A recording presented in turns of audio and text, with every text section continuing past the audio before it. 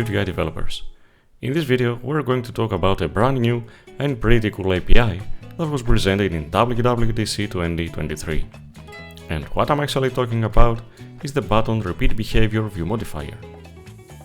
Before we get into it, let's start off with another control already existing in SwiftUI. That's the stepper view. Up until WWDC 2023, it has been the go-to control for incrementally adjusting values with a long press. Stepper is a simple horizontal control with two buttons and a label. Even though it works well and it's a useful control, it has a downside. We cannot customize its appearance, such as setting icons as labels.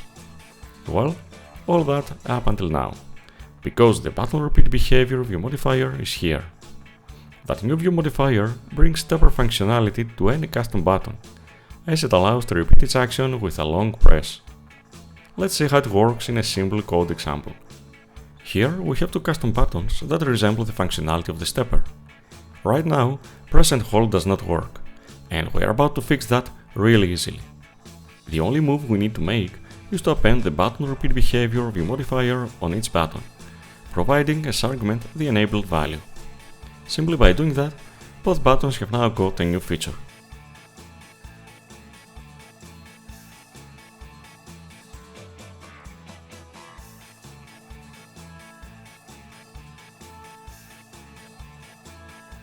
Regarding the arguments applied to ButtonRepeatBehavior, note that there are three possible values available to use. The first is enabled, and it allows to repeat the button action on long press.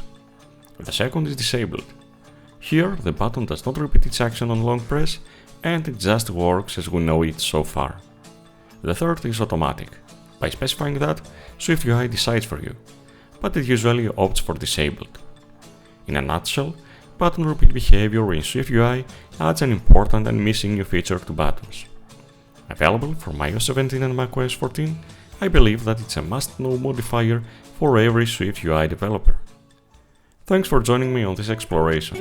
Check out the description for a text tutorial on the same topic on my website, as well as for more programming content. Take care and keep creating amazing UIs with SwiftUI.